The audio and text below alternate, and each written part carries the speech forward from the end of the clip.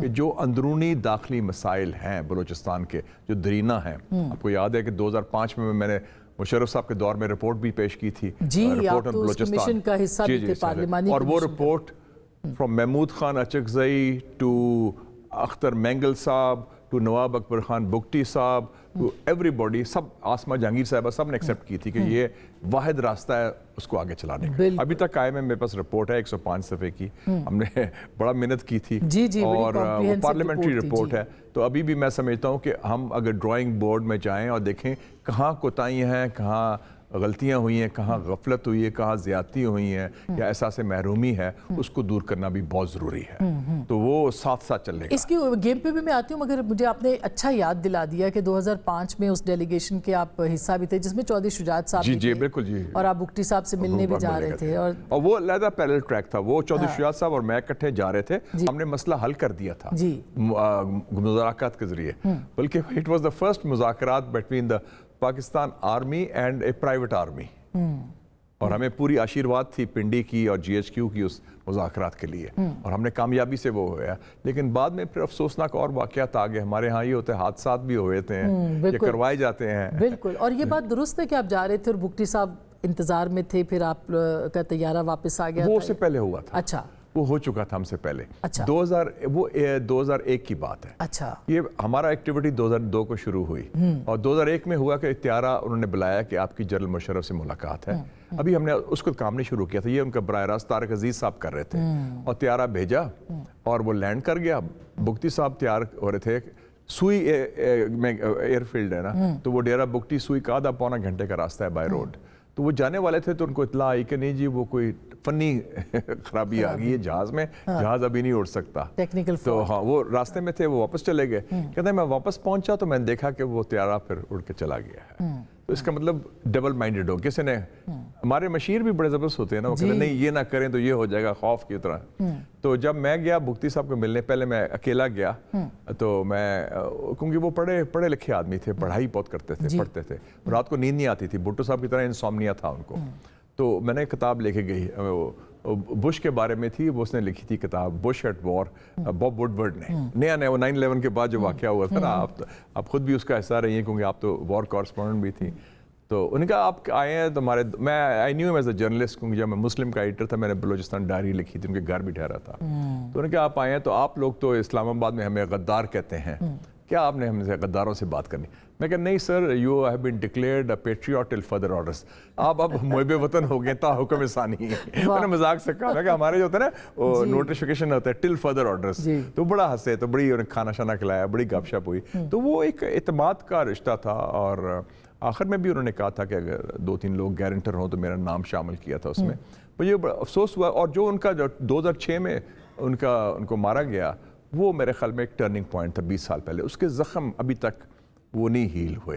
آپ سمجھتے ہیں کہ یہ وہی ٹرننگ پوائنٹ تھا؟ وہ ٹرننگ، وہ بہت بڑی غلطی تھی اور زیادتی تھی اور غفلت تھی، اور وہ اوائڈیبل تھا، کیونکہ وہ بیسکلی تو he was talking about federation of Pakistan, وہ کیسی، اور ان کا فوکس بلوچستان بھی نہیں تھا، میں بھی بتا دوں، ڈیرہ بگٹی سوئی وہ ان کا جو علاقہ تھا اسی کا فوکس تھا، تو you could have done a deal with ہم، he was ready for a deal, deal سے مراد ہے کہ مطلب مفاہمت ہو اور مذاکرات کے ذریعے، وہ رویہ ابھی تک بھی آپ کو لگتا ہے کہ موجود ہے؟ میرے خیال میں 2 رویے ہیں، ہمیشہ ہوتے ہیں آسمہ صاحبہ، ان سچویشن میں 2 لائن ہوتی ہیں، ایک لائن ہوتی ہے مذاکرات کرو، بات چیت سے مسئلہ حل کرو، دوسرا ہوتا ہے نو، ڈائلاگ کے بجائے ڈنڈا، so dialogue versus danda is a line, 71 میں بھی یہ تھا کہ نہیں جی، ایک تھا کہ مذاکرات کریں مجیب سے ڈیل ہو جائے گی، دوسرا تھا کہ نہیں جی ویل شوٹ آور وے تھرو، وہ کہتے ہیں نا، خان ولی خان صاحب نے مجھے بتایا تھا کہ میں آخری ملاقات کے لیے جب 22 یا 23 مارچ کو گیا 1971 میں جنرل یحییٰ خان کے پاس، تو کہتے میں نے، وہ بیٹھے ہوئے تھے اپنے سلیپنگ سوٹ میں، سواتی گاؤن پہنا ہوا تھا ڈھاکہ میں پریزیڈنٹ ہاؤس میں، تو پشتوں میں بات کی کیونکہ وہ پشاور سے تھے وہ بھی، یحییٰ خان، اس نے کہا کہ یار، تو میں نے انگریزی میں کہا، انہوں نے کہا میں نے فیصلہ کرے، ویل شوٹ آور وے تھرو، تو when you try to shoot your way through وہ پھر چلتا نہیں، دوسرا بھی شوٹ کرے گا، اس کے اپنے نتائج ہوں گے جو آپ کے قابو میں نہیں ہوں گے۔ وہ آپ کی رپورٹ ابھی بھی ریلیونٹ ہے تو اس کے اوپر کیوں؟ میں سمجھتا ہوں کہ وہ رپورٹ بہت ریلیونٹ ہے، اور وہ ابھی بھی، مجھے اس وقت کے امریکن ایمبیسڈر تھا رائن کراکر، میرا دوست تھا، بڑا زبردست ذہین ایمبیسڈر تھا، وہ ایران میں بھی رہا تھا، فارسی بولتا تھا، آپ کو یاد ہے عراق میں بھی رہا تھا، تو اس نے مجھے کہا تھا کہ senator if your report is implemented 70% of the Balochistan problem will be solved. یہ رائن کراکر نے مجھے کہا. Is a top American expert تھا. اور اس رپورٹ کے جو مین آپ کے پوائنٹس تھے وہ کیا تھے, کچھ یاد ہیں آپ؟ ہاں بالکل یاد ہیں. اور اس میں ہم نے بات کی تھی اپنا چیک پوسٹ کی ختم کرنے کی. یہ تھا کہ جہاں سے ریسورسز نکلتے ہیں ان کے پہلے حق اس ڈسٹرکٹ کا ہے, اور پھر صوبے کا ہے, پھر اس کے گیس چارج کی بات تھی, پھر ہم نے صوبائی خود مختاری کی بات کی تھی. اور اس میں پہلی دفعہ کہا گیا تھا strong provinces mean a strong Pakistan. مضبوط صوبے مضبوط پاکستان کی علامت ہے. تو ہم نے اسی کا جو بعد میں آپ کو یاد ہے 18ویں ترمیم میں بھی اڈاپٹ ہوا تھا, لیکن بنیاد ہم نے رکھی تھی. اور اس میں ہم نے سب سے بڑی بات تھی کہ اس میں ہم نے سب کو شامل کیا تھا. فوج کے لوگ, انٹیلیجنس کے لوگ, پبلک ریپرزینٹیوز, سول سوسائٹی, خود ہم گئے تھے. اور میں کہتا ہوں کہ بڑا ایک عظیم سینیٹر تھے پارلیمنٹ میں, پروفیسر خورشید احمد صاحب نہیں ہیں, اور اللہ تعالیٰ ان کو جلد نصیب کرے. جماعت اسلامی. ہم رمضان میں گئے تو اس نے روزہ رکھا ہوا تھا, تو وہ میں کہا رمضان میں جانا پڑے گا, میں گوادر بھی گئے, ادھر بھی گئے. میں نے کہا I'll go with you. 7 مذاکرات میں ساتھ with dedication. ہر پارٹی کے لوگ شامل تھے. بلوچ نیشنل, وہ ثناء اللہ بلوچ نے کہا کہ یہ بریفنگ دی کہ یہ ہے یہ ہے. میں کہا یہ جو آپ کی بریفنگ ہے نا, ہم اسی کو اڈاپٹ کرتے ہیں ایز ایجنڈا. بالکل point by point, point by point. تو بڑی محنت ہوئی ہے. میں ابھی بھی کہتا ہوں, ابھی بھی کئی دفعہ مجھے ٹیلی فون آتے ہیں کوئٹہ سے, صدرن کمانڈ کے جو کور ہیڈ کوارٹرز ہے, کہ ہم سر آپ بتائیں رپورٹ کا. میں کہا رپورٹ حاضر ہے, اٹس اے روڈ میپ, آپ ری انوینٹ نہ کریں, اسی کو فالو کریں. اور وہ جو ہے نا کہ ہم شوٹ آ وے تھرو ڈنڈا استعمال کریں گے, وہ مسئلے کا حل ہے. Very interesting. سر یہ جو آپ بات کر رہے ہیں کہ ظاہر ہے کہ ایک رپورٹ بھی تھی, سب کچھ تھا, لیکن آپ کو لگتا ہے کہ اب کی جو صورتحال ہے بلوچستان کی وہ ریلیونٹ ہے؟ کیونکہ اس وقت تو سردارز تھے اس میں. آج آپ نے اختر مینگل صاحب کا ٹویٹ دیکھا ہوگا, انہوں نے کہا کہ جی اب ہم اپنے علاقوں میں نہیں جا سکتے, اب ایک یوتھ ہے جو کہ. آپ نے اچھا کیا ان کا نام لے لیا. سردار اختر مینگل صاحب کی 3 سال پہلے کمیٹی ایک بنی, کمیشن بنا تھا, وہ جو اسلام آباد ہائی کورٹ نے بنایا تھا, یہ وہ جسٹس صاحب جو لاپتہ افراد کے, اس میں بھی ہمیں کورٹ نے ڈالا تھا. میں تھا اس میں, رضا ربانی صاحب, افراسیاب خٹک صاحب, اسد عمر صاحب, اور کامران مرتضیٰ صاحب, اور وہ کھوسا صاحب جو سول سرونٹ ہے. اس قسم کی بڑی ایک پروفیسر بھی تھیں لمس کی. تو اس حوالے سے بڑی اس میں جامع, اور سردار اختر مینگل اس کے چیئرمین تھے اس کمیشن کے. انہوں نے بڑی اچھی, اور ہم نے ٹور بھی کیا, یہ کمیشن گیا, کوئٹہ بھی گیا, وزٹ بھی کیا, سارا کیا, اور اس کی بھی رپورٹ ہے. لیکن وہ اسلام آباد ہائی کورٹ کے پاس ہے, اور وہ لاپتہ افراد کے بارے میں ہے, جو ایک بڑا امپورٹنٹ ایشو ہے. اور یہ ایشو میں نے ریز بھی کیا تھا جب نیشنل سیکیورٹی بریفنگ ہوئی تھی پارلیمنٹ میں 5 جولائی 2022 کو, مجھے ڈیٹ یاد ہے. ابھی ان کیمرہ بریفنگ ہوئی تھی. عمران خان صاحب کی گورنمنٹ چینج ہو گئی تھی, شہباز صاحب پرائم منسٹر تھے, پی ڈی ایم کی گورنمنٹ تھی. جنرل فیض نے بریفنگ دی تھی, کور کمانڈر پشاور, انہوں نے دی تھی آن ٹی ٹی پی کے اوپر, اور ندیم انجم تھے D G I S I, اور جنرل باجوہ تھے آرمی چیف. اور اس میں میں نے, اور مجھے یاد ہے سینیٹر مشتاق نے, ہم نے ایشو ریز کیا تھا مسنگ پرسنز کا.